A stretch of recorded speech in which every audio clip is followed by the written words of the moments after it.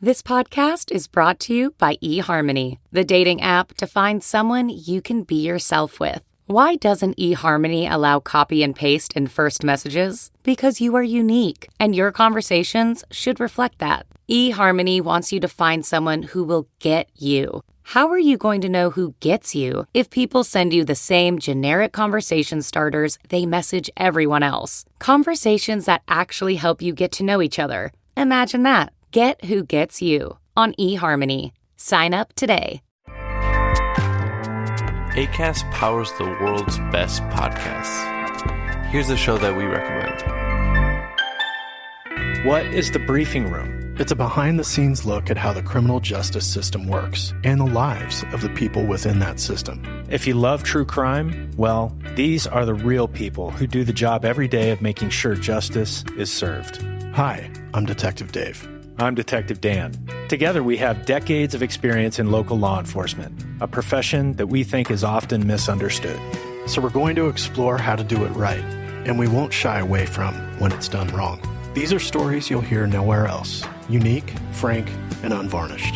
From the team that brought you Small Town Dicks, this is The Briefing Room. Episode 1 drops on August 30th. We'll meet you in the briefing room. Acast helps creators launch, grow, and monetize their podcasts everywhere. Acast.com.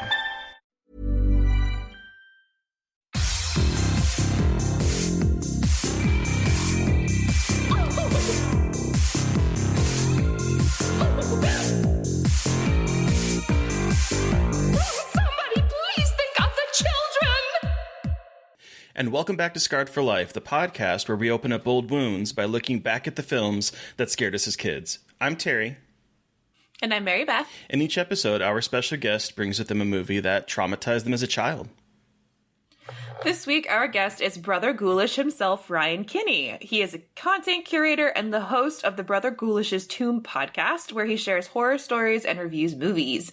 He's also one of the co-hosts of the newly launched Blerdy Massacre, the podcast. Welcome to the show! Thank you. Woo! Let me stop. The crowd goes wild. Congratulations on Blerdy Massacre, by the way. I saw the numbers are doing great. And, you have y'all have an incredible cast of hosts. Congratulations on launching a new podcast. It is so stressful to launch a podcast. It is. Thank you, first of all. But I feel like I have the best co-hosts. They're just amazing. We have a lot of fun doing it. We're always joking and it's magical, but thank you. Sheree is one of the funniest people I've ever met in my entire life. So I just feel like every time anything with her, a project with her is going to have it be funny at the very least. Oh yeah, she's so hilarious. It's all the laughing I have to cut out in between things when I'm editing. It's just cause we get to going and that's it. That's so awesome. And I love Zero. Zero is just, when I saw the three of you, I was it's perfect. Cannot wait. But Trifecta. Before we... Yeah, exactly. But before we do get to that, let's take it all the way back to the beginning. How did you get introduced to horror? I actually got introduced to horror really early because I grew up in a horror household. So my father loved Blackula and movies from that time period. Okay. And my older brother, who had a huge impact on a lot of the horror that I saw, including this one, he was into horror really deep. My mom likes her horror, but it's not on the same level. But she also was in a house where she wanted 3 girls and ended up with 3 boys, and we all just like horror. So she just kind of went with the flow. Yeah. So it was really early. I typically tell people my first horror movie was Scream because that's the first one that I snuck to go watch by myself and fell in love with. But I had seen so much stuff before that. So, I think about horror anthology TV shows like The Outer Limits and Twilight Zone. And a lot of that stuff scared me, but I loved all of it. How old were you when you started watching it? Before, I guess, as soon as you could remember, basically. It sounds like your dad was probably showing you horror, at the youngest age possible. So my father showed me a few things, but some of the stuff I wanted to see that he was watching, he wouldn't actually allow me to watch it. Okay. And so it was always a slippery slope. And I knew he was trying to protect me because the Tales from the Hood is one of the ones where I literally was told not to watch it. And I watched it anyway, and it actually scared me really, really bad. And I was like, damn, he was right. That's always the worst. You're like, fuck. God damn it, they were right. It was scary. Shit. I can't tell them I'm scared, but I'm so scared. Oh, yeah. Yeah. So, what were some of your favorites growing up? What kind of movies did you gravitate to? When I was younger, and you're talking about just in horror or just generally speaking? Horror. Yeah. So in horror, definitely Scream. I was obsessed with that film. I was obsessed with, I'm trying to remember some other horror movies that I just really, really liked. I liked a lot of horror comedies. So I liked Dracula Dead and Loving It. It was really, really funny to me. Oh my God. Dracula Dead and Loving It. I an unabashed fan of it. There is there's a scene. I don't know if you've watched it in a while or if you remember. I used to have this movie memorized. Yeah, okay. I saw it a couple weeks ago. Raspberries. There are raspberries here. That moment is constantly, I constantly quote it around my house. My roommate has a dog, and he goes around going, and it reminds me so much of him going, raspberries, and so I'll go around walking and saying that to him. So I'm so happy that there's another Dracula Dead and Loving It fan. Oh, it's the best. I turned my partner onto it because he had never seen it, and I was like, we're changing that today, and I purchased it and I showed it to him, and he actually found it funny as well. It's so good. Is he into horror? Is your partner into horror? Oh yeah, when we first started dating, one of our first date nights, because I had never seen Hellraiser when I met him. Oh, okay. And he was like, we're going to change that, and I was like, you know what? You're the one for me, because he literally turned me on to Hellraiser, and it was just. That's love. Yeah. Yeah. Also, first date movie Hellraiser, it's also love when someone's like, oh no, we're going to show you Hellraiser, in the early stages of dating. And you're like, thank you. You are the kind of person that I'd like to have in my life. I almost cried. I was like, damn. You introduced me to Julia? This is too much. You brought that icon into your life. Okay, I will not get on my, I love Julia. I just love her so much. But anyway. Queer icon. It's queer icon. But what were some of the movies that really scared you as a kid, aside from the one that we're talking about today? Communion. Ooh, yeah. Oh. Communion messed me up. And it was so bad that I actually had a phobia of aliens for years and years. And I was afraid to watch the film. I literally only got over my fear of that film a couple months ago because I was like, I'm being ridiculous. I have to watch it. It can't be as scary as I remember it. And I'm happy I did because it wasn't as scary as I remember it. But in my mind, the movie is actually quite campy.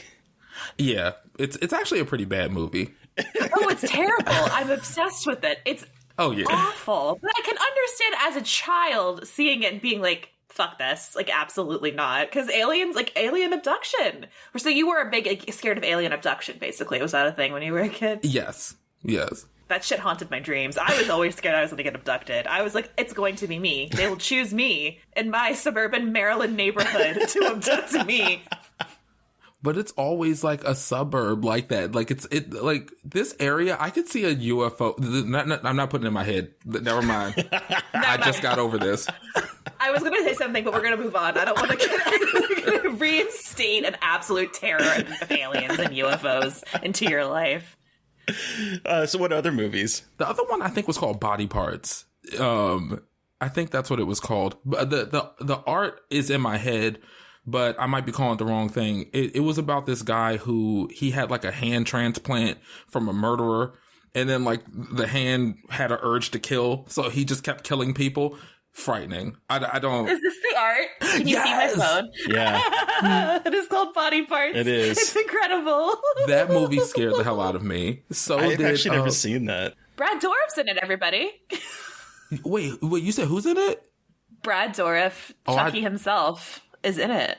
I changed it to someone else in my head. I got to rewatch that as well. Oh no, he's not the lead guy. He's just in it. He's just in the cast. Sorry, pardon me. I just got excited seeing his name on the cast. Oh, the logline is the transplant was a success. Then the donor came to take it back. Oh my god, that's terrible. That's so bad. I got to rewatch.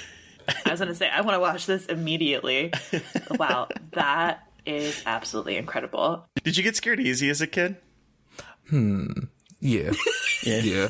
I had to think about it objectively, and I did. I used to get pranked all the time, and so the only way to kind of stop getting pranked. I had to get tougher because they knew I was like Carly Beth from Goosebumps, and they were giving it to me on a regular, and I couldn't take it.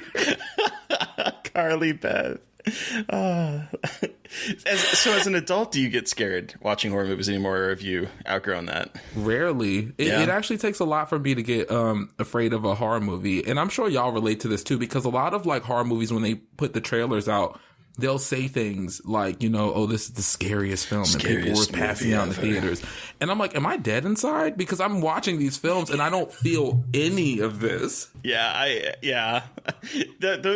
remember time in my early 20s where I would get psyched up before a movie came out because I would see that, be like, oh my God. And the movie would either like, I would feed into that like hysteria and get super scared. I'd be like, that was not scary. Or I'd be really, really disappointed. And now it's just like, I know people that write this, that write that statement. It's like, no.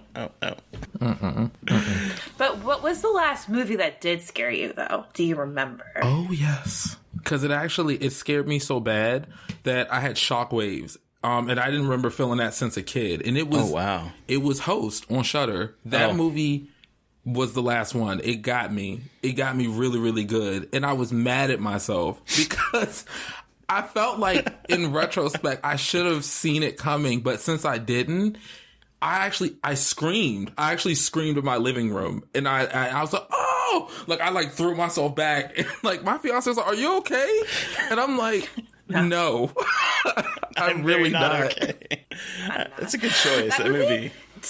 It scared the shit out of me because, like, you know, I love found footage and all that stuff. I had, like, low-ish expectations. No, it's not anyone's fault. It's just the way we are now as horror people and, like, being scared.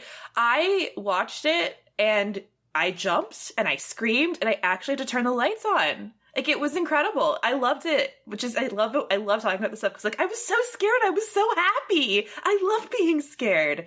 But, it, like, especially because of the pandemic and, like, it really, like, hit those fears really well without being super, like, torture, like, kind of emotional manipulation. Yes.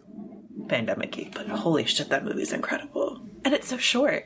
I think everything you're talking about is what was so perfect about it. Like, it being the length of a Zoom call, it hitting at the time that it did, so it was relatable. It wasn't cheesy. And like you said, it also wasn't like, I don't remember, like, it didn't exploit what we were all going through. Like, it wasn't so much about the pandemic that you couldn't just have that escapism while still being afraid and relating to it. It was in a perfect balance. Like, it's a gem. It really is. I also love that it was based on that short that Rob Savage posted, that he when he pranked his friends, and he ended up, the prank video did so well on, like, social media that it became Host, which I think is cool as shit. About this. Yeah, he was like doing like a Zoom call and like held up the laptop into it because he was like putting it in the attic, and he's spliced in footage from Wreck.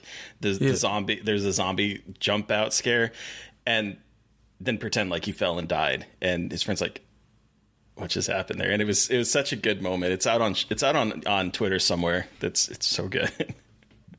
And, like, all the people in the call were the people in Host. Like, they're all friends in real life, so it was cool as shit. Pandemic creativity, everybody. Some good things came out of this nightmare. So what are some of your favorite horror movies as an adult now? A lot of my favorites are films from, like, the early aughts. Okay. And also films that are like fresh and like switching up something currently. So like my top my tops are like Scream, Get Out, Silence of the Lambs, American Psycho. It's a lot of them, but those are like the top ones. I like The Taking of Deborah Logan. I actually think it's like a perfect like horror film. I like It Follows. I know some people don't really like that film, but I actually think it was pretty cool. We are an It Follows loving podcast. Okay. We are here. I love that movie so much. And Black Swan. I feel like that's one of the best films I've seen in a very long time. I love Black Swan. I love that film. It can do no wrong. I love it. And it's a horror movie. I know people don't want to call it a horror movie because it's like that whole elevated bullshit, but it's a horror movie. It is a horror movie. I will hear. Someone tried to hit me with that too. They also tried to hit me with the same person. Scream isn't a horror movie, and I'm like, just I'm Get out of here. I'm good. You stay over there. You know, I'm gonna have to say, there's really not an argument to be made there. I don't really look, interpretation, but it's literally a movie making fun of horror. Whatever. You know what? We know. We all know. We all know. But kind of jumping into all of your awesome creative work, I'm curious, how did you come up with the name Brother Ghoulish? Because that's kind of like your persona online with your content, and I'm curious where you came up with the name. So I came up with Brother Ghoulish and the name of the podcast and the tagline all at once. I was just sitting on the bed behind my fiance, and I'm very goofy. I'm extremely imaginative, silly. I'm like a big kid, and we'll talk about that in a moment too, because. Okay. So I was just, because I wanted to start a podcast. I knew that, and I knew it had to be about horror. I knew that, and people in my life who are friends of mine, they were actually telling me you should do a podcast or a YouTube or something, because I'm just silly. Like, that's just who I am to my friends. That's the value piece that I add to our circles. And so I was just telling Mill, like, what am I going? Oh, sorry. His name's Emilio. I'll call him Mill. So I was like, I really want to do this. He's like, well, what are you going to name yourself? And I was like, well, it has to be something spooky. And it also has to have like a touch of our culture in it. Like it has to be something like that. And I was like, do you like Brother Ghoulish? And he was like, I love it. And I was like, can you imagine like me on the microphone, like, hello, everyone. Welcome to Brother Ghoulish's Tomb, where it's all about the brains. I'm your host, Brother Ghoulish. This is a podcast for the undead. And I just did the whole thing. And he was like, did you write that? And I was like, no. He said, can you please write? Because I say stuff like this and I don't write it down. Oh. He's like, just write it down. Like, I think that's a great idea. And he's my biggest supporter. Like, him and my mom, like when I put out anything, my mom will call me and she'll always just say like, I listened to what you were on and blah, blah, blah.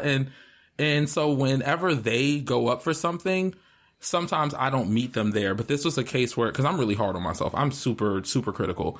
But this was a time where I was like, you know what? Yeah, I really like it. So I just stayed with it. I didn't second guess myself. And Brother Ghoulish was born.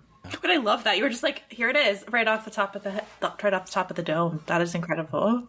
And the intro? What the fuck? You got the intro right away, too? Do you know how long we sat there coming up with, like, everything with our podcast, just agonizing over it, and here you are just like, blah, blah, blah, blah.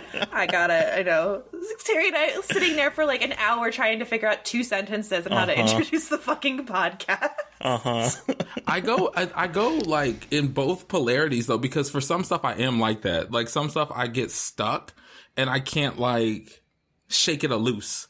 But I was like a theater kid growing up, so like the theatricality and stuff is just very normal to me. Like that's just my vibe. But I don't know why that happened, and I need that to happen again because and let it be lottery numbers this time. I mean, Brother Ghoulish is cool. But I would also like need that money. I would like some. We all know that podcasts don't make any money. Right. Sorry, guys. Podcasting is fun, but it is for passion, not for money. Oh, yeah. It's for the love, people. This is a labor of love, believe. This is a labor of love. You lose money podcasting for the most part. Tell me about it. This microphone is more than any CPM will ever give me. Even if I did it like as an affiliate thing. Like if I say y'all go buy this, it still ain't enough to buy this damn thing. Oh, I know. So can you tell us just a little bit about what your podcast, your Brother Ghoulish podcast, is about? Sure. So Brother Ghoulish's Tomb is, I share horror film reviews and I share horror short stories that I've written. And to date, each horror story has a gay black lead like myself, because a big piece of what I wanted to do is I wanted to like talk critically about the genre because, you know, I am a fan. I grew up in it, but I also wanted to create something that was the change I wanted to see. And I've always wanted to see myself like represented in different types of horror, or someone that looks and loves like me. So that's why on there I've shared things like a guy fighting against a pair of killer thighs and a mall slasher. And because I'm also someone who I like to laugh and have a good time as well. So that was pretty much what Brother Ghoulish's Tomb became. And for season 3, which I'm working on now, I'm actually going to stop sharing short stories for a bit of time, just because I am working on releasing my first book, which I finished recently, and I'm trying to start writing my second one. So I don't want to, I want to focus on one project at a time when I'm writing, is what I'm trying to say. That's smart. I don't know how to do that, so tell me how you do that. I don't know either. Please send help. SOS, why are we like this? Help. So wait, okay, books, fiction, short stories, what is it? Tell me everything. Can you talk about it yet? Yeah. Can you talk about it? Oh, no. So the name of the book is There's Something Wrong in Morganton County, and all the stories that are in Brother Ghoulish's Tomb season 1 and 2, they're actually interrelated, and there's some hints to it in different little places, but the one commonality is that they're in or around the suburbs of fictional Maryland, Morganton County. And the reason that all the leads are gay black men and they're facing these horrors is because of this entity called the Brood King. And he's actually, I don't want to spoil it. I think, I want people to crack the case, because I don't actually reveal it in this book. In the second one, I'll probably play around and keep the answer a little bit further. But, that's what it's about. It's just it's 9 different stories across time as well, because one of the stories is in Morganton County, but it's 100 years later, and there's zombies, and people have found out that by imbibing zombie blood or microdosing it, you can actually get like a little bit of a high, and you can also move between zombies without being eaten. So that story is going to be premiered in the book for the first time, but it's going to give hints also to what is going on in Morganton County even a century later. So that's exciting. Thank you. Wait, when is that coming out? I don't know, because I'm pitching and querying, and that process is... Oh, cool. Okay. Ugh. A nightmare. Yes. A nightmare. A lot scarier than the stuff I'm writing. Nothing is scarier than actually pitching your own work to people and just waiting for them to respond. Oh, yeah. And then if they do respond, because a lot of them say, don't expect a response. I'm like, yep. oh. Well, at least they tell you that, you know what I mean? That's true. Sadly, it's like, we're just probably not going to get back to you. But regardless, that is extremely exciting. That is incredibly exciting. Thank you. Now, you also... Whoa. I didn't mean to do that. You also... And this is... Okay, so you mentioned earlier that you like being silly. Oh, yes. And let me tell you that one of the best things is following you on TikTok. Oh, thank you. Yes. You had just, I think a few days ago, posted the Texas Chainsaw Massacre one, and I was fucking rolling. And I'd love to see that you're spreading out and doing this kind of TikTok stuff, because you are a hilarious man, I have to say. Thank you. Please tell my partner, because he's tired of my jokes. So let him know this. But I don't know. The funny thing about it is, that's who I am. I'm just very silly. So I'm happy that I was nervous starting the TikTok, because Brother Ghoulish's Tomb is in the beginning a very different vibe.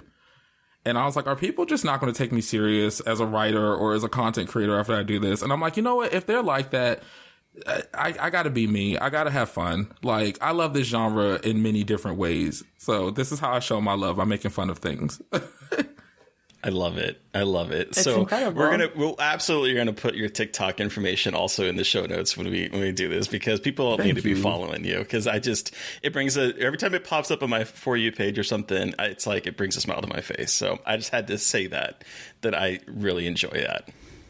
Thank you. Does your partner ever just walk in while you're filming and is like, what in the shit? Because that happens to me with my partner when I film for Dread Central's TikTok. He's like, who are you talking to? I'm like, no one, just my phone. He does. He walks in all the time. And I feel bashful doing some of them in front of him, because y'all see the type of stuff I'd be doing on there. Like the one where I was twerking as Ghostface and I had the wig around the mask. I waited until he was gone before I did that. I did not want him to see and I show him after But when he walks in, I stop. Like, he was there for the one where I was doing the Omarion challenge for the Cenobites. He was there for that one. And funny fact about that TikTok, that one took over an hour to do. It was very difficult because it was the only one that I was recording from behind, so I couldn't see what I was doing. Right. And so I kept doing it. He was like, I was sweating and everything. He was like, "Babe, like, take a break." And I'm like, "No, must dance for Pinhead and the Cenobites." And then, you know what happened. Must do it for Pinhead. Okay, so before we talk about the movie, I also want to talk about Blerdy Massacre. How did this come about? What are you guys doing on the podcast? Give us all the deets. So Blerdy Massacre is a project I'm super excited about because it's definitely, so for everyone listening, it's myself, Sheree Bohannon from Nightmare Fierce, and Zero Gravity from IDK Gravity. And so those two people are people I love and adore, and we've worked together a lot, but we've also developed a camaraderie and a friendship that, you know, we talk to each other regularly, and I love and respect them. And so for them to come to me with this idea, I was like, y'all want to work with moi? Like, okay, let's do it. And it just rolled, and it was natural. And I'm excited to look at things from that perspective, you know, focusing on Black filmmakers and Black directors and just all of blurred culture, essentially. And if anyone's listening, doesn't like, that's a new term for you, it's a Black nerd. So it's going to go into horror, but also sci-fi, and it's going to go into other genre works that I feel are grossly underlooked at right now. So I'm excited. The first episode launched and it's doing great, it sounds like. What do you have? What's some upcoming episodes people can look forward to? I can't say yet. Can't say. Okay. I'll tell y'all this. We have a lot planned. We have a huge list of stuff to get into. And I think y'all should watch. I can't spoil it. I'm sorry. We'll put links to everything for the podcast, or both podcasts, in the show notes, everybody. So make sure to follow, subscribe, all that good stuff. You will not be disappointed. Thank you. Okay, but Ryan, what movie did you bring with you today for us to discuss? Tales from the Hood, of course. Of course. Okay, so for those of you unfamiliar, Tales of the Hood is all about a funeral director who tells 4 strange tales of horror with a Black focus on 3 drug dealers he traps in his place of business. Yeah, that's it. That's very, very, very brisk summary from IMDb for that summary. one. Okay, so I want to know, how old were you when you saw this? How did you see this? Why is this your Scarred for Life moment? Give us your horror story. I saw this for the first time when I was maybe 6. Because it was like, it was just coming to VHS. I'm just going to age myself with that technology. Some listeners may, VHS, what the hell is that? It's like a big ass DVD. That you have to manually rewind. Y'all get everything instantly Be kind, nowadays. rewind. So I was 6, at the most 7. And like I said, I was not allowed to be watching this film. But my older brother owned it, and he was like, "Oh, you want to watch it? Let's watch it." And so he showed it to me, and because I wanted it so bad. And I was living in Landover, Maryland at the time. And one of the things I have always found about Maryland frightening is that I associate Maryland with the Blair Witch Project, which was another film I had seen around this time. And my family was very like esoteric, like they believed in like spirits and ghosts and witches, and so it was always like a reality that the Blair Witch would come and get me. And like looking at Tales from the Hood, it was like I really thought these dolls would come and get me. I thought that I wasn't so much worried about like the zombie or anything, because like I didn't do nothing to him, but those dolls, like they frightened me. And I didn't even finish watching Tales from the Hood the first time I tried to watch it. I didn't finish it. So I tapped out at the doll story. It was too frightening. And I had nightmares for like years. And it was so bad. Like even the strike of the violin, like it was an instant shutdown. I couldn't deal with it. It would take years for me to actually go back. I mean, actually decades now I think about it, and like appreciate it for the gem that it is. It was too frightening. Yeah. So nightmares for years. What do you remember? Kind of like what any of those nightmares were about? Were they just the dolls coming at you, or? I don't remember them specifically, but I know that they all had something to do with that with that doll. But not all the dolls specifically. That one, the main doll. He was so like hangs from like the chandelier and is like running around chasing him around. He's frightening. Yeah. He is frightening. And like I feel like watching this now for like a 1995 movie was actually relatively impressed with how they had that like the doll running around after him. Me too. Like, I was impressed with that. Well, not all the effects held up very well, but not all of them. But the dolls were done by the Chiodo Brothers production. They weren't done by the Chiodo Brothers, but they were by their production studio. And in fact, I guess a little tidbit that I found is that actually one of those dolls ended up in Team America World Police.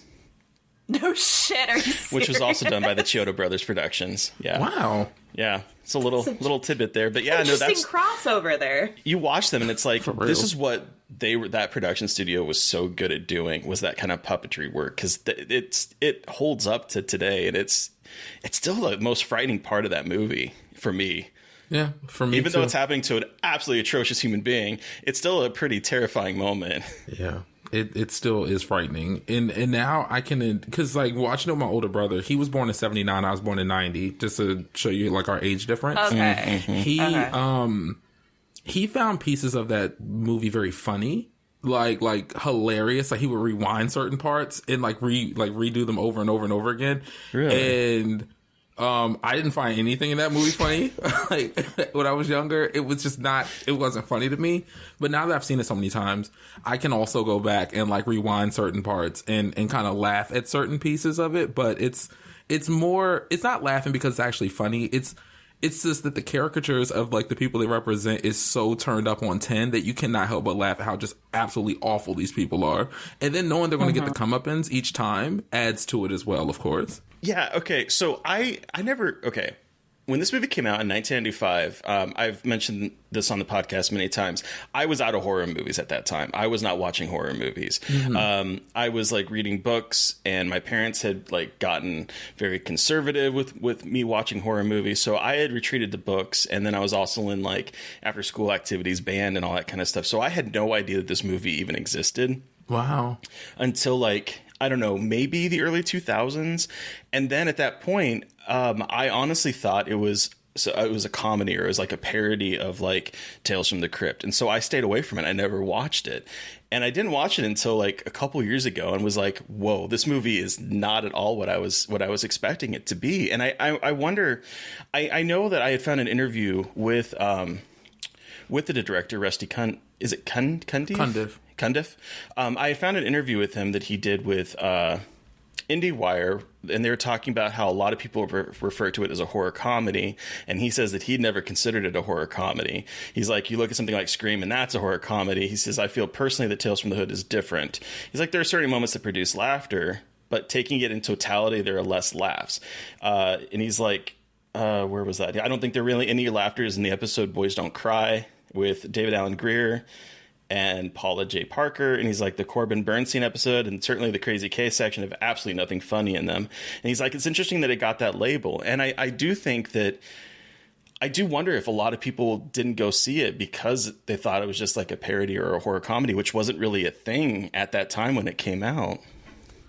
I wonder too. I mean, I feel like when I first watched it, I knew there was some type of association with Tales from the Crypt. Like, I knew that there was some type of association, but I hadn't seen, going through, like, the whole catalog, right? I hadn't seen Bordello of Blood until much later. I hadn't seen Demon Knight until much later. The only one I had seen was this. And it was, like, a loose one. Because, like, with these other films, you actually get, like, the Crypt Keeper coming on, and there's, like, a sandwich story on the outsides. But I don't know. I always, and this was just, I don't know this for a fact, obviously.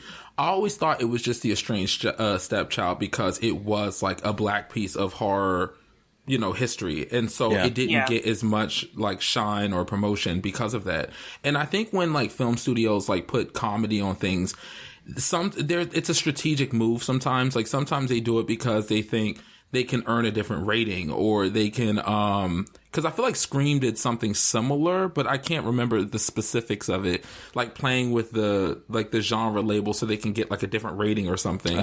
But I don't know if that was the case with this, but I can see that. I can see some people being turned off from the idea of like, first of all, it's called Tales from the Hood, so it puts you in mind of like a lot of those horror movies that are like from the hood or whatever, like Leprechaun in the Hood and stuff. So people tend to not really want to watch those because they're not usually really good films. They're usually like really offensive to black people, or they may be tone deaf, like blaxploitation films that were written more by white people, the way that they think black people act. So it could have easily been overlooked. Because, like, Tales from the Hood is one of those, like, rare instances where you go back and you're like, and you know it has black filmmakers and you see what it's talking about. And a lot of these topics still are really relevant today. And it's just wild to even think about, you know? That was my reaction to seeing it for the first time a couple years ago was this is an incredible piece of filmmaking that, it's a shame that it's not talked about enough. And two, it also made me really sad to see how far we have not come since 1995. Yeah. Like the story is just so much resonance. Like especially the first story about police brutality against black men and about police corruption. It's like this literally has been an issue forever and will continue to be an issue.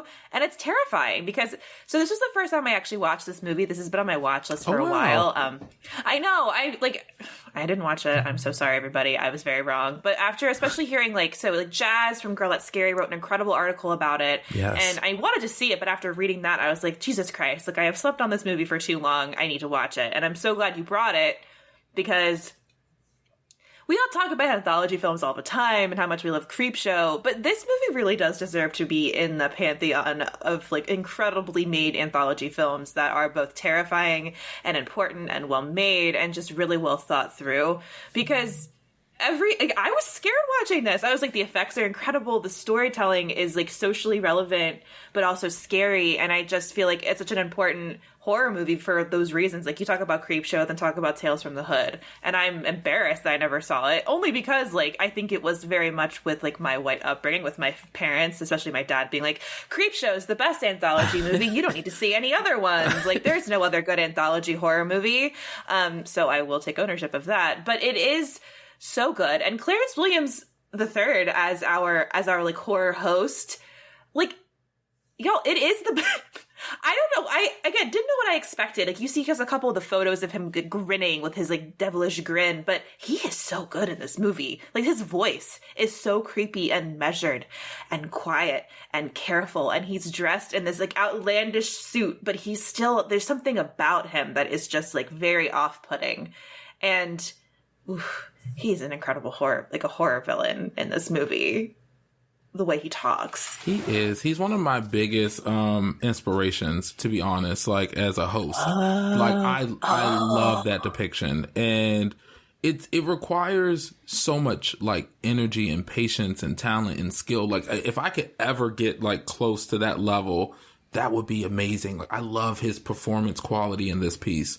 And it adds to the scares because he's not acting like someone who you can trust per se, right? But you would probably write him off going into Sim's funeral home is more is a kooky person versus someone who's about to unveil what he did. Yeah, because the three guys are you're a fucking weird old dude. Nothing is you can't do anything to us. We have guns and we're younger. You're no threat to us. And he's like, oh, of course I'm not a threat to you. No, I'm just a kooky old man who runs a funeral home. Oh no, with my walking stick. And he's just gotcha.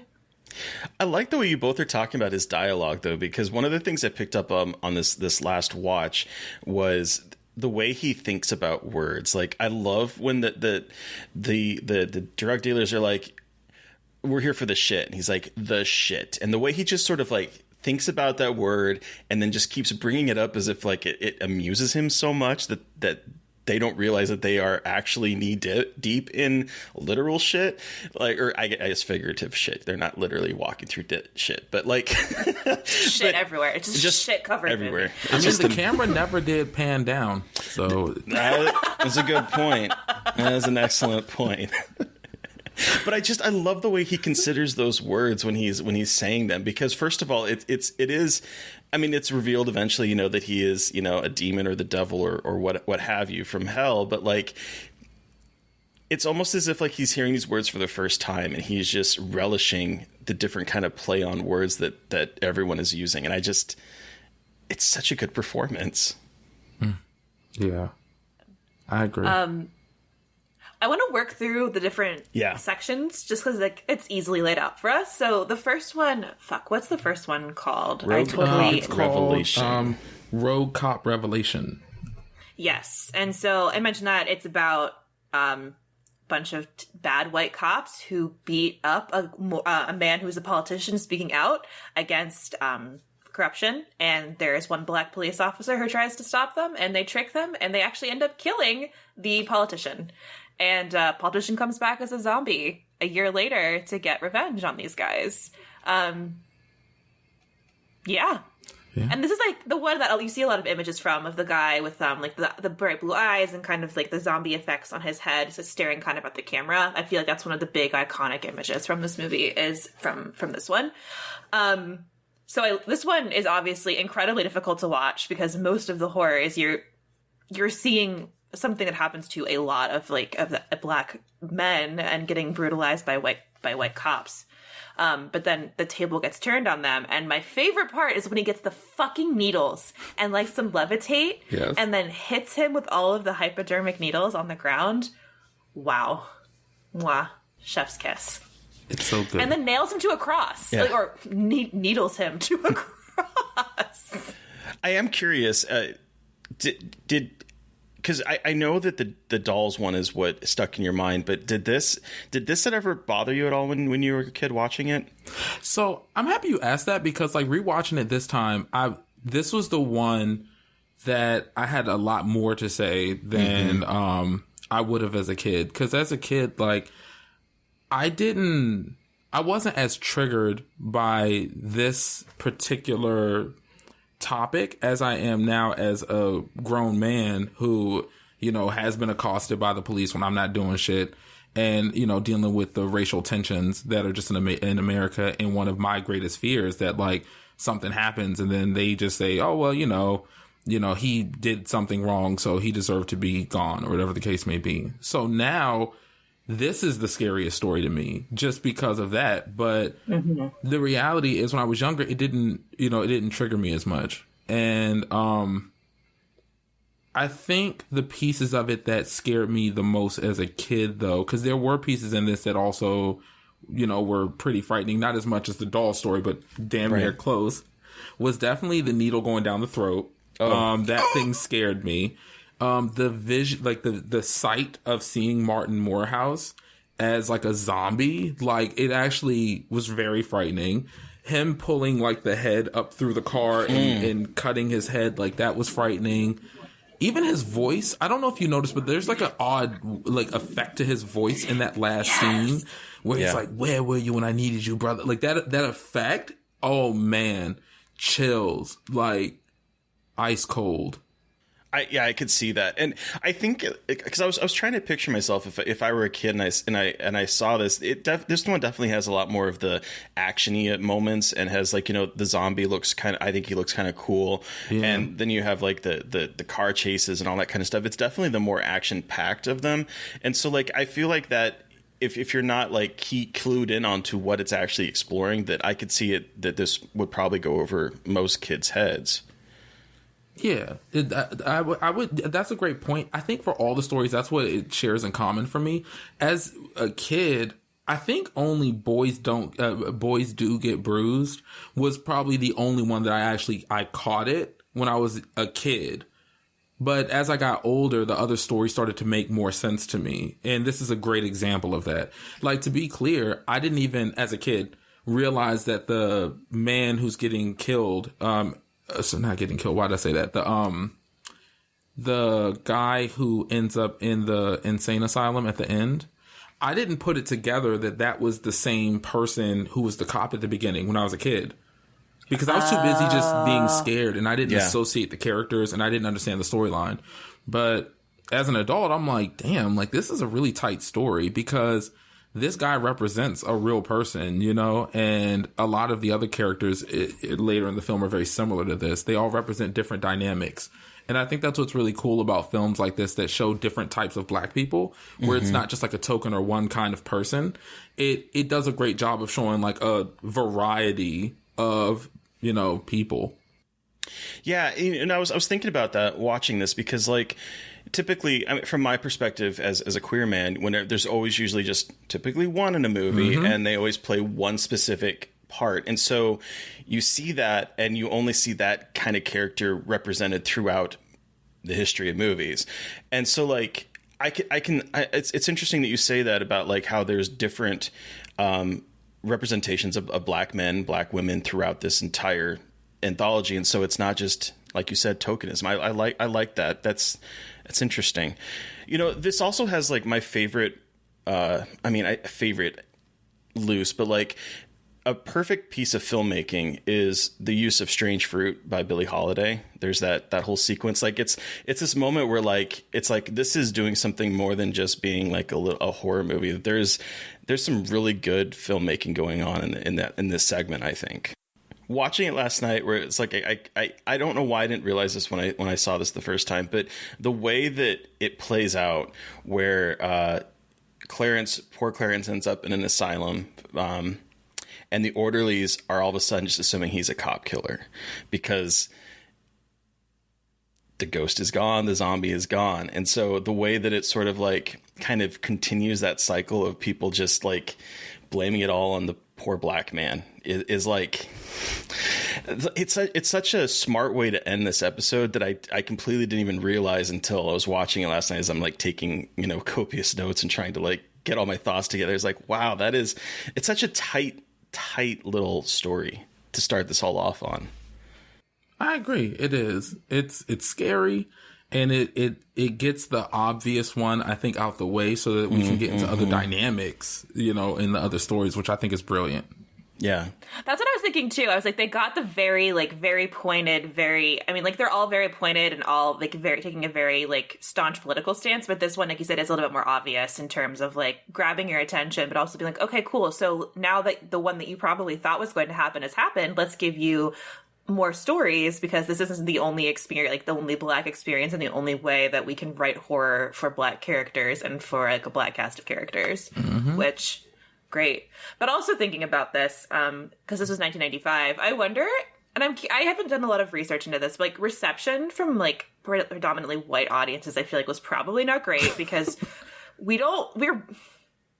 people get mad about political / black horror movies now. Like, I can only imagine in 1995 with Tales from the Hood that is so, not aggressively, so, like, unabashedly itself in terms of what it's about, and being like, hello, this is a black horror movie about black situations and black problems in America, and we're going to make you watch it. And people were probably like, oh, I don't want to deal with that today.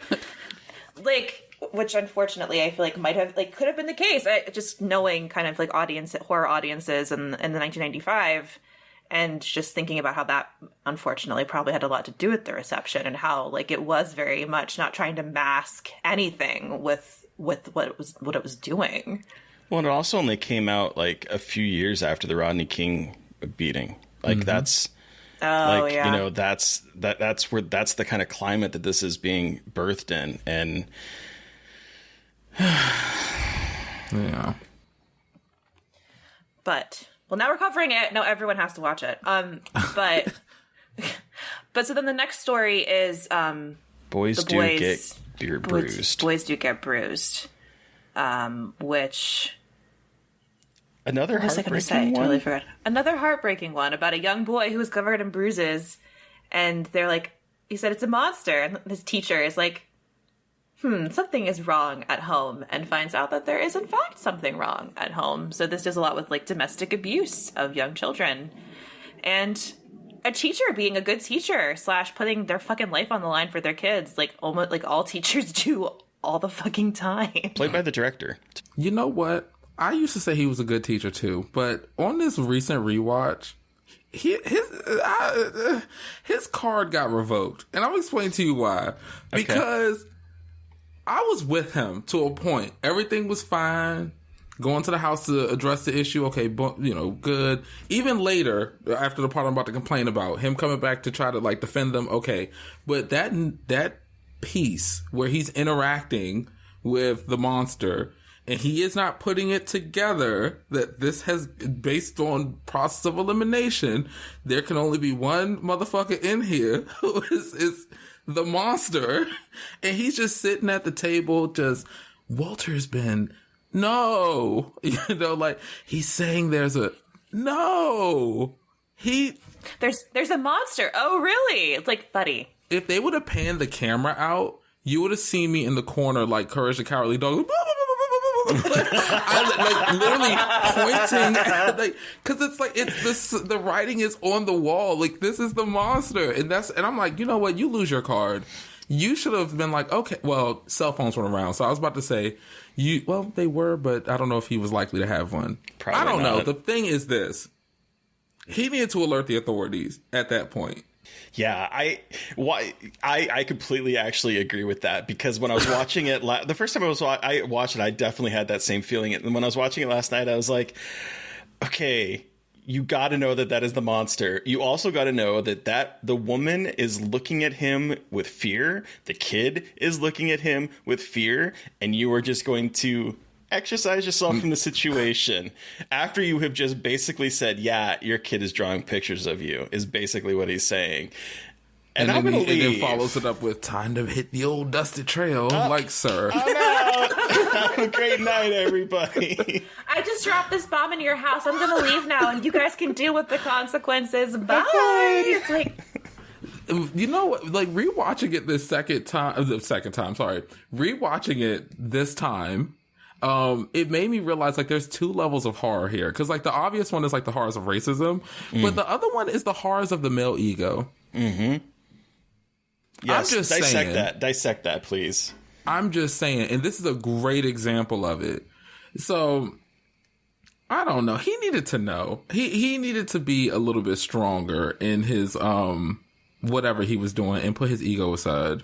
Yeah. Well, it's true, because all of these stories are about black male characters. Like, there are some black women, but it's a lot of black. Oh, I didn't even think about that with like male ego and how that factors in. Oh yeah, like there's a lot of ego, even with like Duke Metger or whatever. Like, if you think about it, right, he actually starts seeing something supernatural happening inside the house. And I know we're not at that story yet, but just to give like a taste of what I'm talking about.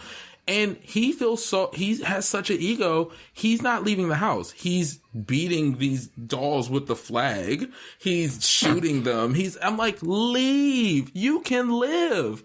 He ran the footage back. Well, goddamn, that's a doll tripping up Rhodey. And he stayed. Like, well, would you look at that? Now, would you look at the goodness gracious, great. And I'm like, okay, sir, like, you want to die. Because you can't, how you gonna kill? They said it in the movie. How can you kill what's already dead? These dolls is dead as fuck, and you about to join them. You about to be up in the painting, playing around. The male ego is something wicked, man. It is something really, really wicked. Yeah, absolutely. But this scene. Oh my god, my mind. I'm still stuck on this man. The flag. I have so many thoughts about that. But okay, the way that this segment ends with the kid twisting the monster thing, it's really kind of a fun, coolest fucking death I've seen. Yes. Like, what an incredible death. And like, sorry, Terry, I just was so excited about that death. Please go on, because that's what I wanted to talk about. It's such a great visual motif, and it's such a well done arm breaking, leg breaking, body twisting. Like, it's a great moment of body horror that Well, and I love this. So it's very much hitting those horror movie beats of the kid says something and no one believes him, because this kind of warps out a little bit. Like, they do believe him sort of that something is wrong, but it's not a monster. And he's like, no, if I draw it and I can kill it. They're like, that's not how you deal with monsters. And he's like, actually, yeah, it fucking is, because none of you are going to do anything about it. So I'm going to take my drawing and break his arm and crumple him up and step on him. And guess what? I did it. And it's very much like that kind of kids horror movie thing. And I love that, and that it kind of plays with those expectations and tropes of like the monster in the closet. No one believes the kid, and the kid gets his revenge because he knows the truth and he knows the secret to hurting the monster. And it plays with that in a really interesting way, I think. Like, playing with the reality of like kids using horror and fantasy to kind of cover up atrocities going on in their lives and trauma, but then also having that magic being the way that the kid can ultimately defeat the bad guy. Because I love that you said that. Because especially as like a lot of horror fans, like we were growing up, a lot of us also were creatives.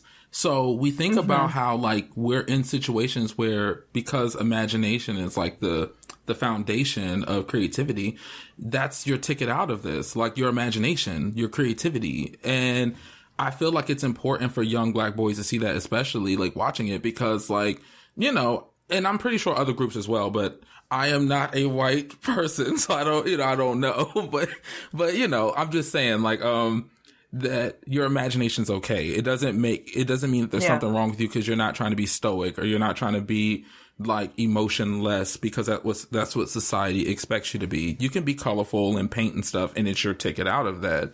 And I thought that was really dope. And there was something else I wanted to say about that scene. It was something else. It was really good too. It'll come back if it's meant to be.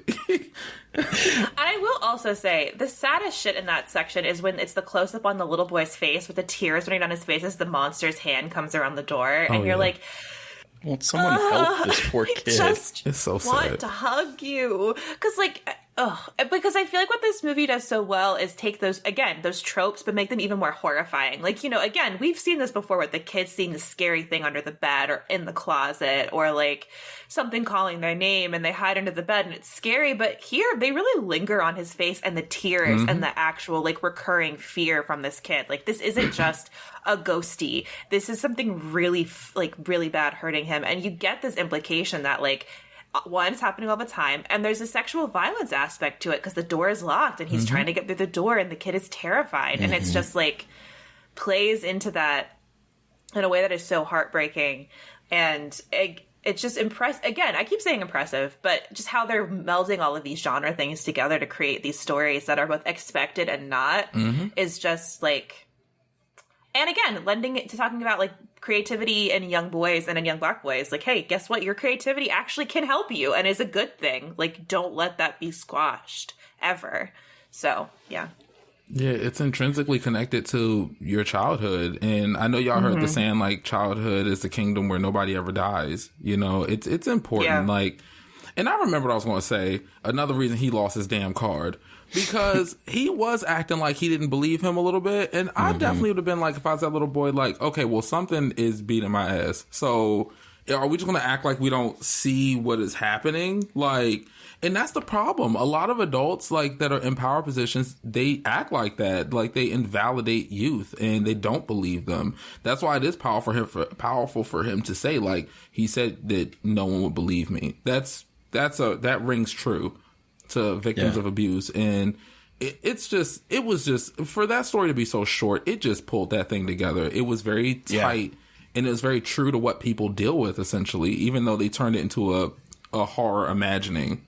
Yeah. And that's this whole fucking movie is like really tight stories that get to the core of so many like emotional things so quickly. And like, obviously, and that is intrinsic to the anthology movie, but like this one in particular, I feel like packs so much in each of its sections in such a way that is so impressive how quickly they're able to write all of these characters and emotional beats into something and get you really invested in everything that's going on screen too. Like, that is not an easy feat with shorts. Oh yeah. And it's just like, consistently with all four of these shorts are just like, holy shit, like the writing is just incredible that you're able to do that. I also just want to give a quick shout out to David Alan Grier in his performance, his very restrained and terrifying performance, because at the time he was known mostly for comedy stuff, like in Living Color and Blank Man and a bunch of like that kind of more silly type things. And his performance in here is the opposite of that. I mean, he does get a little campy once he's being torn apart and twisted, like some of his lines. What does he say on the floor? Like, this isn't over, motherfuckers, or something like that? Over yet, bitch. Yeah. Yeah, bitch. I'm like, I was like, it is. It sure is. Buddy, sure you were tied, like you were tied into a knot on the floor. I think it's over. Right. This man was a whole ass pretzel, still talking shit. The male ego. The male ego talking shit, even when you are literally twisted into a human pretzel. Well, I'm the best. So they introduce each of these stories with them opening a coffin and like the three drug dealers looking into coffins, and Mr. Sims is like, oh, let me explain it to you. They open this one and you don't see it. Like, what in the fuck happened to this guy? And then you get to the end and you're like, ooh, yeah. Burn body. Okay, that is exactly what was inside of that coffin. Ugh. Yeah. I would have run out after that point. If someone opened a coffin and showed that to me, be like, you know what? You can have the shit. I'm out. Like, goodbye. I don't know what weird things you're dealing in, but I don't want to be a part of it. That's a thing, like, but like people like, I don't know what it was, but people just opening up coffins and showing me bodies, just generally speaking, is not cocktail hour etiquette. Let me tell you some stories about the dead bodies I have and just open them up like. I'm like, sir, where are my drugs? Buddy, where's my shit? I'm getting married. I'm getting married this year, so I'm gonna have at the cocktail hour just have coffins and open things up and just have coffins opening up with like food or maybe actual dead bodies to really keep everyone on their keep them on their toes. I'm letting you know right now. First of all, everything, and congratulations. Oh, thank you. But also, I would not be eating out no damn coffins. Me neither. Oh, no. Absolutely not. I'd have my own stash, like, hidden back somewhere, so I wouldn't have to eat anything out of the coffin. That would scare the hell out of me. And the funny thing is, since it's like, I would be, like, looking like I'm eating, like, oh, girl, yes, because I don't want, it's your, your big day. Oh, yes, throw it in the trash. And then, like, when you walk away, just like, I would tell you later, because, when it's funny, it's not going to be funny on the day of. You're going to cuss me out. And we have to have a magical evening. Oh my God, it's beautiful. Everyone's like, why are there coffins? What's wrong with her? Is she okay? Like, oh, no, they can't talk shit about you, though. Like, if you're my friend, I'll talk to you about it, but I'm not going to be in the Kiki corner talking about your event. That's trash. Because if they try it, even if I agree, I'm like, what y'all won't do is talk about my girl, okay? Because what y'all wedding look like? Where'd y'all get married at? That's a friend. with her weird coffin serving platters. And then later be like, girl, we got to talk about these coffins. Hey, are you okay? Like, what is happening here? Why'd you do that? You're weird, but that was too weird. That was weird for you. Oh, jeez. Anyway. Wow, that was a journey. That was a journey. But then, so the third story is the KK Comeuppance, which is the doll story that we have talked about at the beginning, which is the one that terrified you as a child. And it's scary, and it's really fucking scary. Yes. Oh, sorry. I was tearing up a little bit remembering the pain. The pain. Yeah. I feel like the title kind of just like tells you all you need to know. KK Comeuppance. This guy, I just lost the entire synopsis. Duke Metger. The most southern white man name I've ever heard in my life. Duke Metger. Well, it's actually a combination of two notorious real white supremacists, David Duke and then the Aryan Resistance founder, Tom Metzger. It's like where they put those two together. And so, yes, it is the most white supremacist sounding name ever. So the thing that was stuck in my head and was like causing me is the fact that we have this very potent image of this man using the American flag to beat away these dolls, hit the black woman mural, and also at the very end to try to hide himself behind it while the dolls are coming to kill him. And it's such a potent image. Mm-hmm. And I'm ashamed to admit that as much as I've seen this movie, I didn't put together the flag thing until this recent rewatch, because Emilio was watching it with me. And when he's actually like beating the dolls with the flag, he was like, wow, that is a really like powerful message. Like, and I was like, wow, I didn't even put it together, because like, as terrible as this man is, he's one of the examples of someone that I just laugh at. Like, he's so awful. He's such a piece of shit. And it's like, knowing that he's going to get that comeuppance, watching this each time, I'm laughing at how awful this dude is. And then seeing him get it, it's like, oh, it's such a payoff. It's just... And then I can't stand the dude playing Rhodey, like his black counterpart, because he's literally along with it, making fun of his own people and shit. And I'm just like, the shucking and jiving and all the foolishness, it's just, everyone got their comeuppance. And the dolls are still frightening, but I like them a little more than the actual humans in this one. Yeah. Even with them, like, eating him at the end. Gnarly. That moment, even still, like, when I was watching, it's like, wow, this is really going for it. This is really some gnarly. This is like the set piece for this movie, and it well earned. But it still made me like going supremacists. There you go. Do it all the time. It's real. Eat them. Oh my god, that's my phone background. Did you? I made it on Canva. I made it on Canva. I'm just saying, look, free stuff. But no, you're right though. Like, I mean, it is like, I feel like when people talk or think about the first Tales from the Hood, this is the quintessential one. Like, this is the story. I mean, this and Boys Do Get Bruised, I feel like those are the two popular ones. Not just in terms of images though, because I feel like people do show images of like all of the stories and stuff, like you were talking about early, like with I can't think his name, Martin Morehouse, like as the zombie. Yeah. Like, he shows up on our timeline quite a bit too, because of just how awesome that looked. Yeah, this is the one.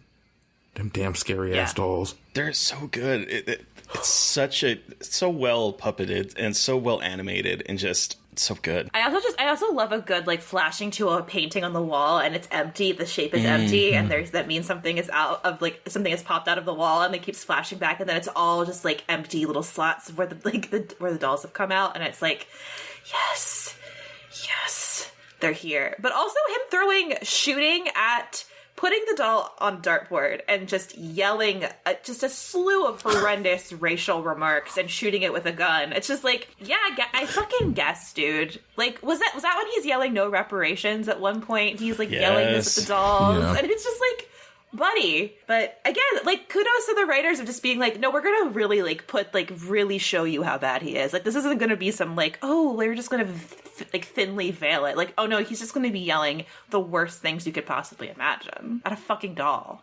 At a doll. Yeah. That tripped up your homeboy.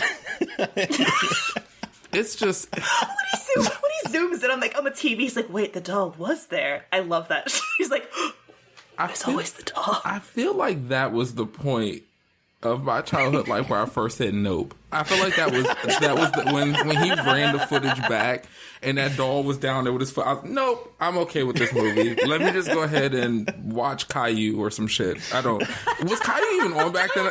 Maybe Arthur. That's it. That feels more appropriate. I don't know if Caillou, probably Arthur. Caillou. You said earlier when you were talking, you're remembering this as a kid and the violin cue.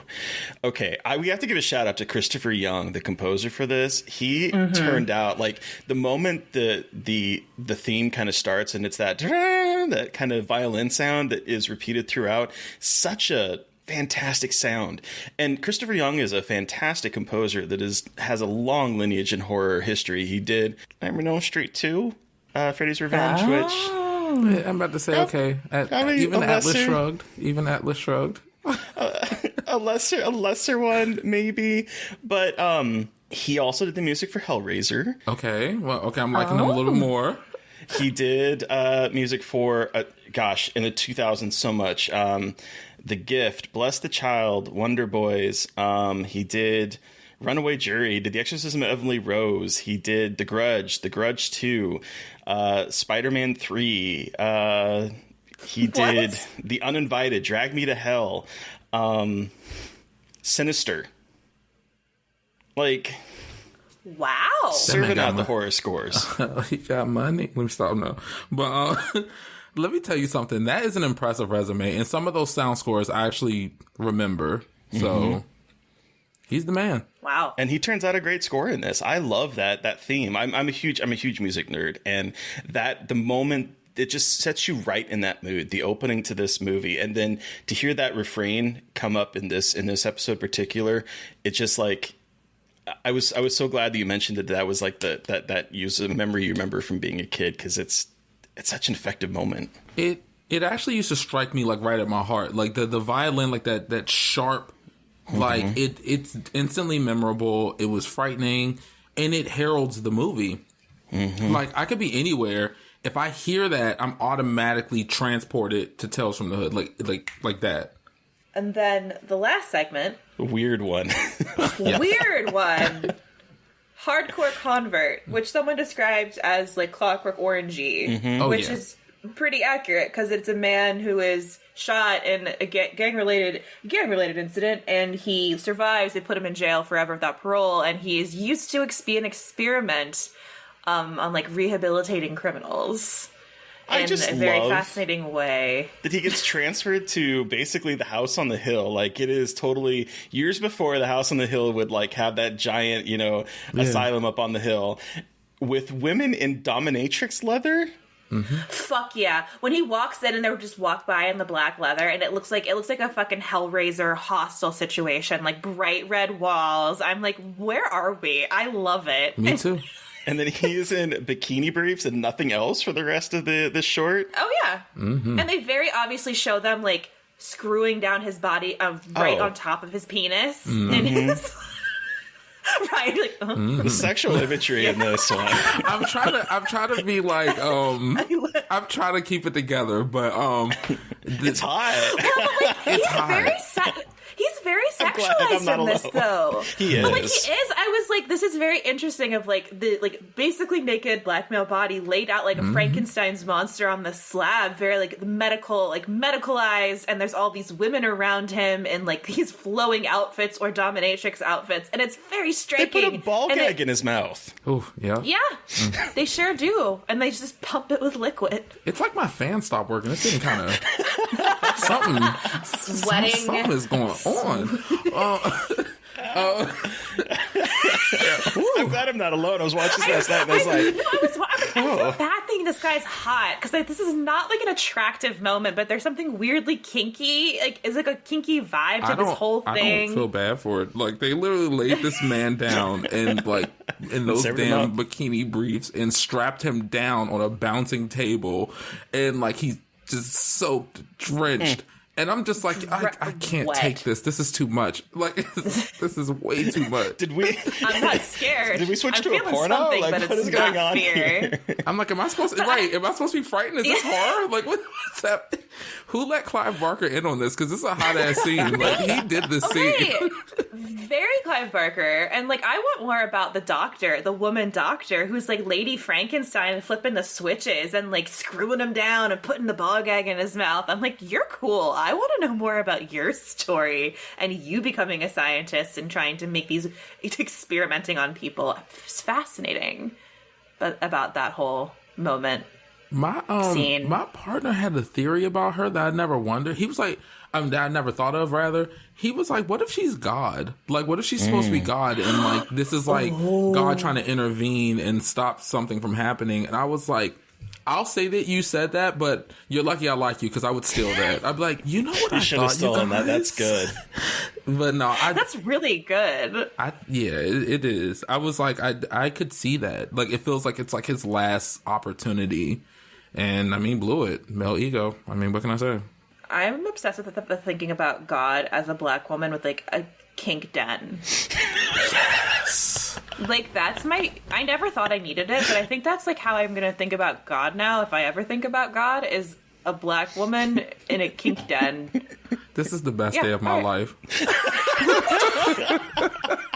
This is so good.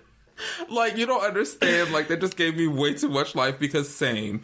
Like, if I can see God, can it just be this? If that's heaven, cool. Like, fuck yeah. If that's and heaven, if if God's gonna be like, hey, you fucked up, I'd be like, you know what? You're right. Tie me down and show me the light, man. Like, do it for me and for you. But I'm not enjoying it. Don't worry about it. Oh, yeah, no, it's definitely not for your enjoyment. It's for as much of the enjoyment as she wants to allow you to have, you know? That only makes it hotter. Right. Yeah. But sans that incredible moment that I want more of now, I want it to be its own movie. Then he goes into the second phase where it's just like strobe lights and the people. Well, no, sorry, I skipped ahead. He is faced with a lot of very awful images of real life violence and against black people and gang violence, and it's just like very much like the barrage of disturbing images to show you the error of your ways of committing acts of violence against other black people. And then he goes into somewhere where there's flashing lights and all of the people he's killed start appearing and talking to him. And that's a fucking nightmare. And the strobe light really didn't help either. I was like, oh God, this is hell. Like, this is terrible. The first time I watched Tales from the Hood, I actually didn't see this scene because I had stopped watching at the doll scene because it scared me too much. So it took me a while to see this one. And when I finally did see it, I was still a kid, but it was probably, if I remember correct, I've watched this movie so many times that like after that first time, I can't really remember, exactly time. But this is a really powerful scene for me for one reason specifically. Like growing up, my mom used to always tell me, right, if you kill someone, you'll see them again. Like she would always tell me this. Like she believed that like, and she still believes this, but it doesn't come up in natural conversation because it's not exactly like cocktail hour etiquette. But she definitely every time she sees, it just reminds you, Ryan, if you kill someone, you'll see them again. You're like, thanks. What? Why? I'm like, I didn't kill anyone. Who told you something? Like, what? Stop talking to Emilio. He's pranking you. I'm just imagining her leaving voice messages on your phone, just reminding you about that. Oh my God. When she listens to this, my mom's a prankster. She would do that. Oh, I love that. She pranks me and it's very cruel, but amazing. But she would always say that, like, you don't get away with like killing people. Like, even if like you're found innocent by like a court of law, and even before you die and you have to face judgment, she would say you're going to see them. They come and visit you and they haunt you and they don't leave you alone. Like, they're always with you. And so that scene to me was always frightening because I didn't think anything supernatural was happening per se. I thought this is what happens if you kill someone, and I didn't know. I didn't have any bodies at the time, and so I had no reference point at the time. Oh, the tomb is filled with bodies, honey. No, it's not. No, but the thing. Oh, you know what? I'm dealing with you. I forgot what the hell I was about to say. Oh, okay, Sorry. No, ghosts. Yeah, ghosts bad. Male ego worse. That's where we were. I think that pretty much sums up the movie, doesn't it? Oh, for sure. I think that's the log line. Ghost bad, male ego worse. And, Perfect. That's the spirit of it, man. It is the spirit. Wow. Back to this interview with Rusty, there was one moment where he was talking about how one of the things that happened with this movie, because he's talking about the sequels, which I want to briefly ask if you had seen, but before we get to that, he says that that happened with the first one is that I've had people who were once gang members come up to me and say they stopped being gang members because of Tales from the Hood, which is an awesome thing to have happened. The Crazy K segment made them rethink what they were doing.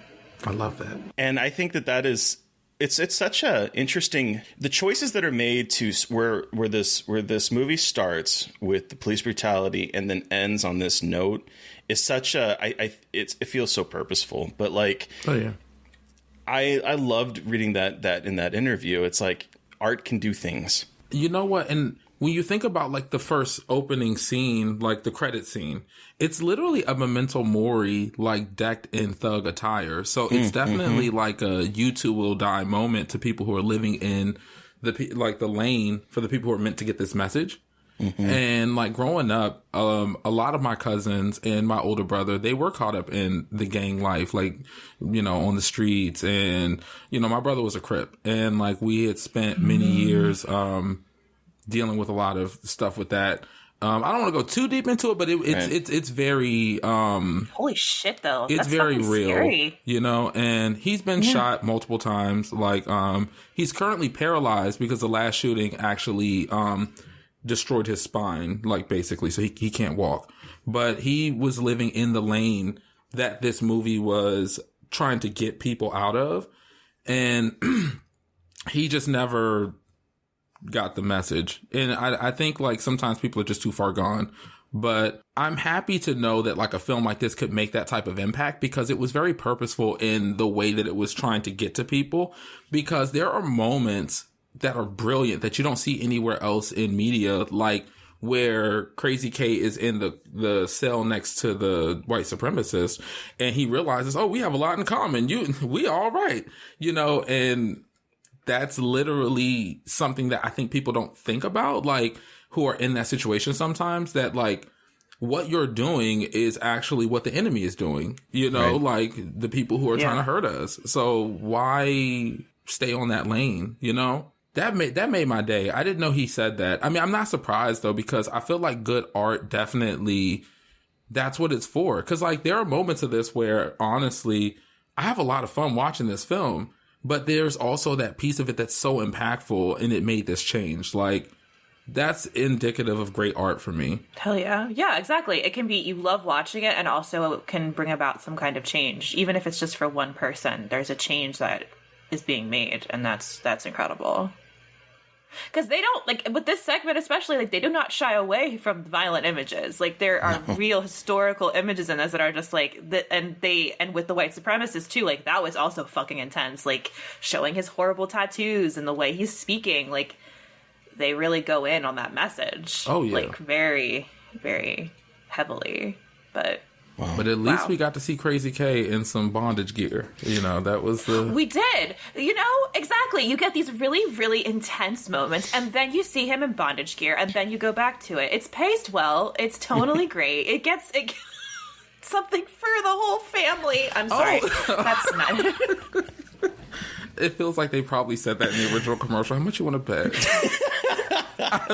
Because they were pitching it as a comedy, so they probably threw that in there too. I can see it. Yeah, it's from the hood. Something for the whole family. Oh my god. Wow. Have you seen the sequels? I have. Are they good? I have not watched them. Okay.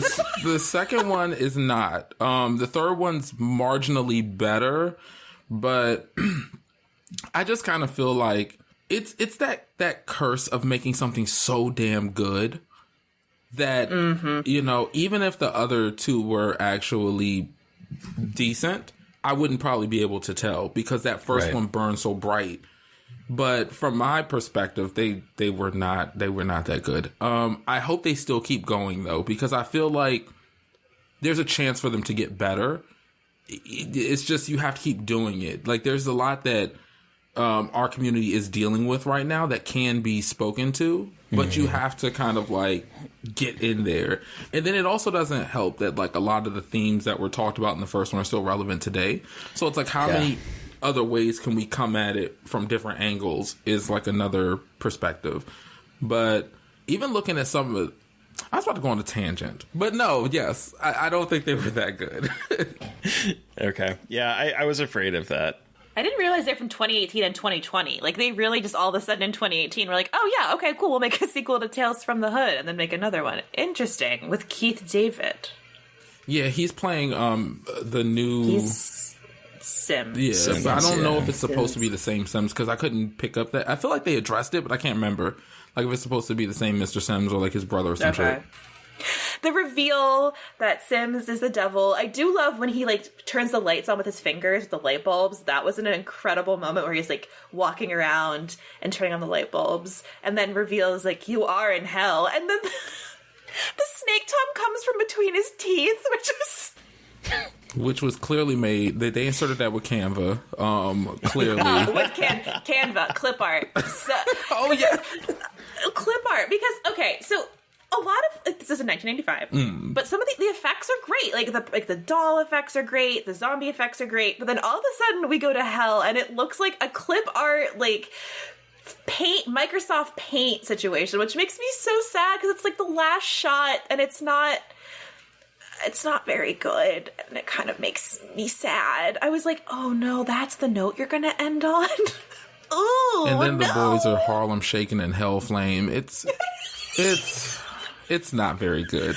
I mean, the sound, air like on fire. Oh, it's just, I'm like, oh, this does not match anything that the previous 90 minutes. This is nothing like what I just watched. I feel like if it were made like last year, the sound score at the end would be, this girl is on fire, fire. Because like it literally is like they're dancing. It looks like, a function I wouldn't mind going to, because they weren't burning up. The flames were just there. They were like just hanging out. Yeah. Yeah. They were on fire, but weren't on fire. You know what I mean? They were on fire, but they weren't smoking. Like, it was a problem. It was an issue. And I need to redo that scene, remaster it for me real quick. Mm-hmm.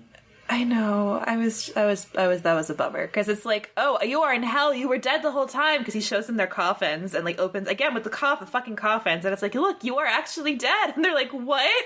And his eyes turn red. Welcome to hell, motherfucker. Which is an incredible line, though. I do love that line. But the imagery going on at the end, it was like, oh no, we used all of our budget. Fuck, what do we do? The funny thing is the twist is like there. Like, I love the twist. I feel like it's bomb. Yes, it's a bomb. It's so good. But that, like you said, those effects, and like you said, it was 95, and like they probably didn't open up their purse strings all the way for this feature already. So that was probably a piece, and a lot of the money probably went into the zombie for sure, and like the dolls. So they were like, okay, we're going to go ahead and just Microsoft Paint, like you said. I'll forgive it because the rest of the movie is amazing and the effects are great, but it was just such a funny, weird note to end on. Like, wait, this isn't... Okay, well, all right, that's fine, whatever. But like you said, Harlem shaking with the flames, like stock screaming. Not actually, because you hear like the stock screeching in the background, the Wilhelm scream. Just like, ah! Yeah, it was a lot happening. A lot. It's a lot happening. Okay, do we want to wrap this up and give us our rating out of 5? Sounds since good. We've made it through. All right, Terry, how many Clarence Williams III's walking sticks out of 5 do you give Tales from the Hood?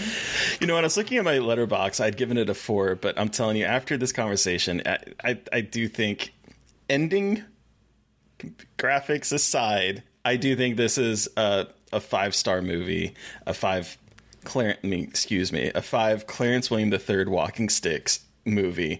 It's, I don't know, it's just there's so much going on. There's so much that is happening, both like in the horror realm, in the effects realm, but also in the social commentary realm. And the fact that this was being done in 1995 is just, I think it's groundbreaking. I'm upset that I had never seen it until a few years ago.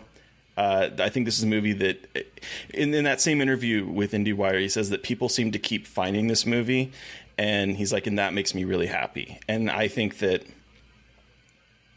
is a great movie. I'm giving it 5 Clarence Williams III's walking sticks out of 5. What about you, Mary Beth? Okay, I'm giving it 4.5. I'm so sorry, but the ending the ending knocks down a half a star. I'm sorry. Like, it's okay, but that's it. But again, mad that I hadn't seen it before. Glad I finally have. It's so much scarier than I could have thought. I think it's incredibly well made. I think like it does that incredible well balanced thing of doing like social issues and horror in a way that is effective and also very pointed, but not like preachy. And I think that's a balance that people are still learning how to hit nowadays, especially when like elevated horror is is like always in the zeitgeist and talking about making horror political. This is an example of how you do that in an amazing way. And Clarence Williams III's fucking performance in this movie is iconic. And this is just another an anthology movie and a horror movie in general that definitely deserves more people to talk about it and see it and just appreciate all of the things that it does in such a short amount of time. So it's 4.5 for me. Sorry, clip art ending just kind of, it was a weird sour note for me. I'm sorry. But Ryan, you have the final word. How many Clarence William III walking sticks out of 5 do you give Tales from the Hood? I feel like I know your answer, but I'd love to hear it. I feel like it is a 5. Like, it's, yeah. I fall in love with this film the more that I watch it. Like, and that's rare, for films that I've seen so many times like this one. Like, rewatching it, between today and yesterday for this, I was feeling everything all over again. There were details I was catching that I didn't catch the other million times I watched it. And it does toe that perfect line. Like, I'm happy you said that, between, like, teaching us something without being super preachy and still having moments that are just, like, good for horror fans. Like, we get, like, a lot of, like, dark thrills and chills. Mm-hmm. And I just can't suggest this film enough to people. I understand, like, over the course of time how it may have accidentally got overlooked based on a lot of the stuff that we talked about during the episode. But it's never too late. Like, I feel like people could check it out today and really have a great time with this film. And it's only an hour 30, right? It's only an hour 30. It's on Shudder, if you have Shudder. So it's pretty, like, readily available for everyone. So check it out. If you want to watch an anthology, a good movie or an anthology film, it's on Shudder. Well, thank you so much, Ryan, for joining us to talk about Tales from the Hood. Where can our listeners find you, and what do you have coming up that you can share? So you all can find me at Brother Ghoulish on Twitter, Instagram, and TikTok. And you can find my podcast, Brother Ghoulish's Tomb, wherever podcasts are played. And Brother Ghoulish's Dragula Breakdown as well, wherever podcasts are played. And that's where I talk about the Boulay Brothers Dragula, because I am a huge fan. Yeah. And, excuse me, you can also find me haunting an underpass near you if you want to meet me in person. And if you forget any of this, check out www.brotherghoulish.com.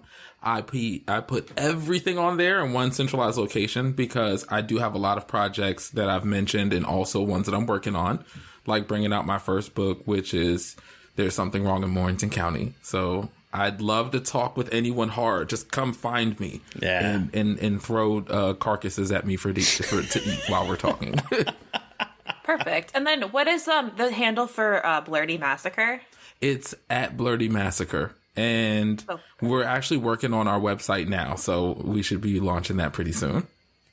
Cool. And then everyone, all of that are in the show notes, so you don't forget. Everything is there for you to check out. Yeah. So listeners, you've heard from us, but we want to hear from you. What was your experience with Tales from the Hood? Send us an email at scarredforlifepodcast@gmail.com, or you can reach out to us directly on Twitter. I am at MB McAndrews. And I'm at Gaily Dreadful. And of course, don't forget to follow the podcast on Twitter at Scarred Podcast. And please don't forget to give us a rating, a review, and make sure you are subscribed. Please. Thank you to Eric Power for our artwork. Thank you to Sean Keller for our music. Thank you everyone for listening. Please stay safe out there, but most importantly, stay creepy. And until next time.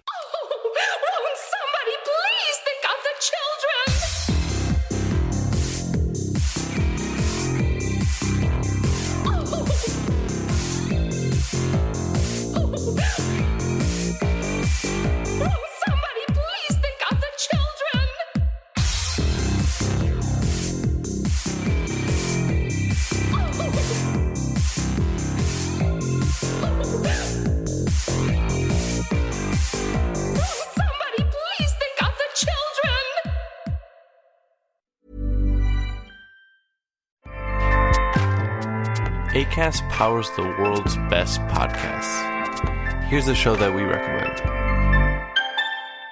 What is The Briefing Room? It's a behind-the-scenes look at how the criminal justice system works and the lives of the people within that system. If you love true crime, well, these are the real people who do the job every day of making sure justice is served. Hi, I'm Detective Dave. I'm Detective Dan. Together, we have decades of experience in local law enforcement, a profession that we think is often misunderstood. So we're going to explore how to do it right, and we won't shy away from when it's done wrong. These are stories you'll hear nowhere else. Unique, frank, and unvarnished. From the team that brought you Small Town Dicks, this is The Briefing Room. Episode 1 drops on August 30th. We'll meet you in the briefing room. Acast helps creators launch, grow, and monetize their podcasts everywhere. Acast.com.